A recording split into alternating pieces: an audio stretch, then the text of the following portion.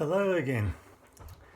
Towards the end of the last century, I've always wanted to say that, it sounds like I know what I'm talking about.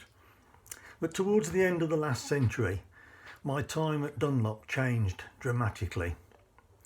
The company was taken over by Goodyear and I got my second brown envelope.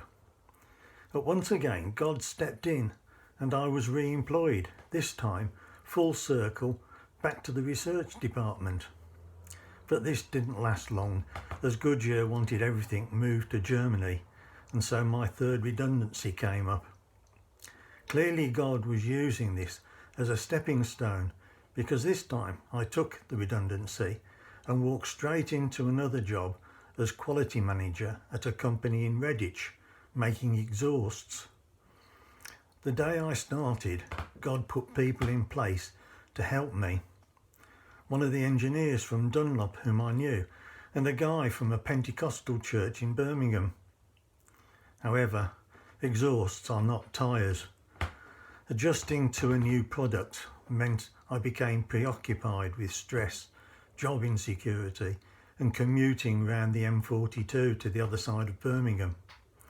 I wrapped myself in self-pity and forgot about God unless I was pleading with him to get me out of here. Not always a good idea. Do we really know how close we are to death?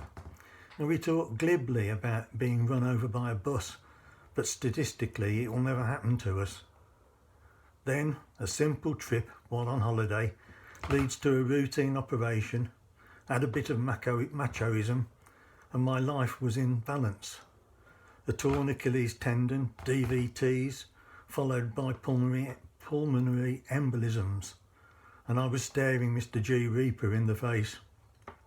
One move could have killed me, and I was confined to bed for 8 days. C.S. Lewis described pain as being God's megaphone, so I had no choice other than to pick up a long discarded daily Bible reading with a resolve to catch up. Starting where I left off, I came across Psalm 32 verse 5. You forgave the guilt of my sin. He forgave me my self-indulgence and ignoring him. Then in verse 7, he protects me from trouble and surrounds me with songs of deliverance, such as Isaiah 40, soaring on wings like eagles. The second day, it was Matthew 28 verse 20. I am always with you.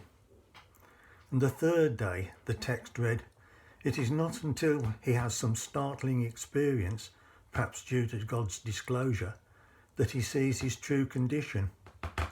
For you can read me.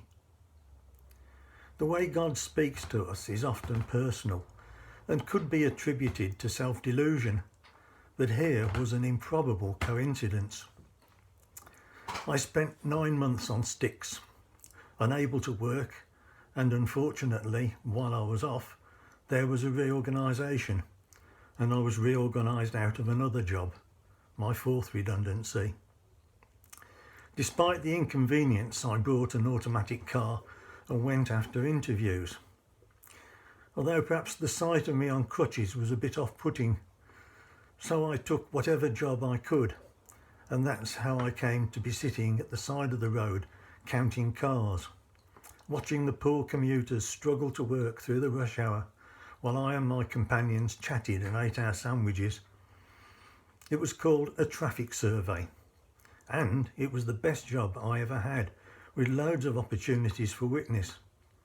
And some of the things we saw, well, that's another story. One day, quite out of the blue, the now manager of my old department at Dunlop rang me and asked me if I would come in and sort out a few problems.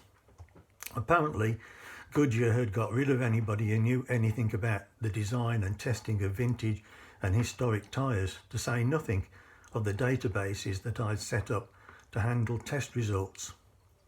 He asked me to come in for a month. I stayed as a consultant for 14 years.